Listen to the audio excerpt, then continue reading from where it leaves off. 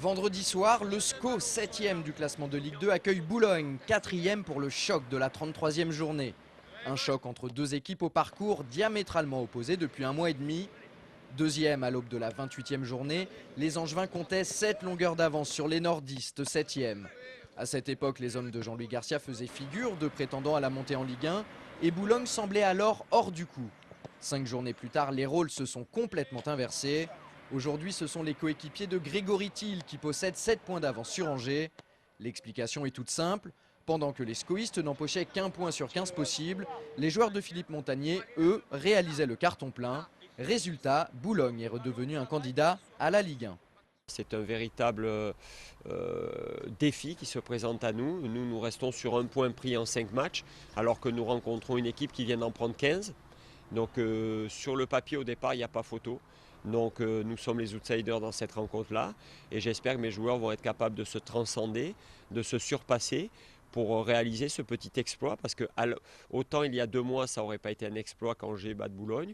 Autant à l'heure actuelle, compte tenu des stats, ça sera un petit exploit.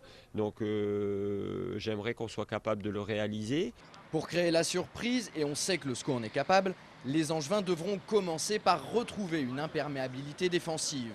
Sur les 11 dernières rencontres, les Noirs et Blancs ne sont jamais parvenus à garder leur cage inviolée. C'est un problème auquel il faut vite remédier.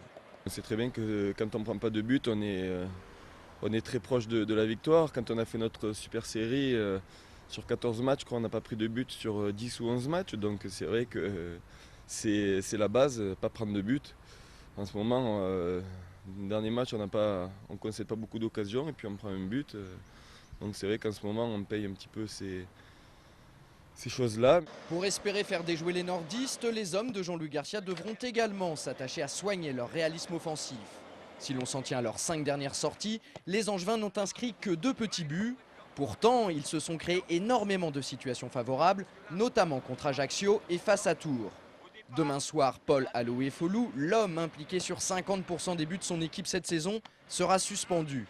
Alors si les scoïstes veulent inverser cette tendance, ils devront se surpasser et faire preuve d'encore plus de concentration dans la surface adverse.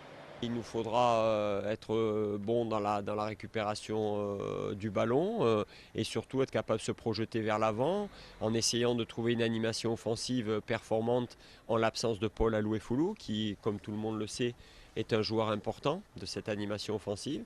Donc on va essayer des choses, mais il nous faudra être généreux, enthousiasme, combatif et aussi être capable de créer, d'être audacieux.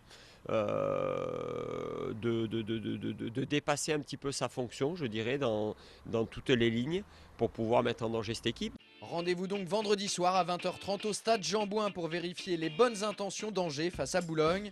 Ce match, vous pourrez le suivre en intégralité sur Angers 7 à partir du lundi 27 avril à minuit, ainsi que le mardi 28 et le mercredi 29. A noter également qu'à partir de demain soir, nous vous proposerons un 4e numéro hebdomadaire de SCO News chaque vendredi. Vous êtes de plus en plus nombreux à nous suivre et nous vous en remercions.